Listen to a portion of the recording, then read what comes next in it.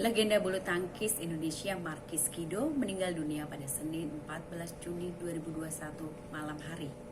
Dugaan yang muncul saat ini adalah Markis Kido meninggal dunia karena mengalami serangan jantung ketika bermain bulu tangkis di Gor Petrolin, Tangerang.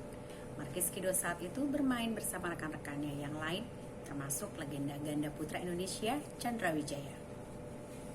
Menurut Chandra Wijaya, Markis Kido terjatuh di lapangan sekitar pukul 18.30 waktu Indonesia bagian Barat.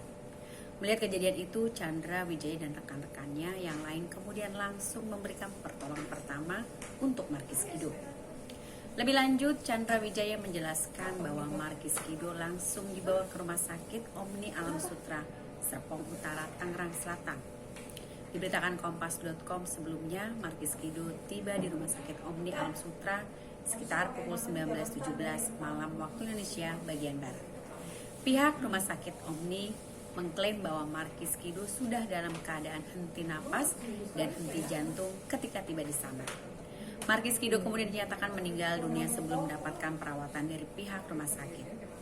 Ketika kali pertama mengetahui kabar tersebut, Chandra Wijaya mengaku sangat kaget dan juga terpukul. Chandra Wijaya bahkan merasa bersalah kepada keluarga Markis Kido. Selama masih berkarir, Markis Kido berkali-kali mengharumkan nama Indonesia di kancah bulu tangkis dunia. Prestasi terbaiknya adalah ketika berhasil meraih medali emas Olimpiade Beijing 2008 bersama Hendra Setiawan.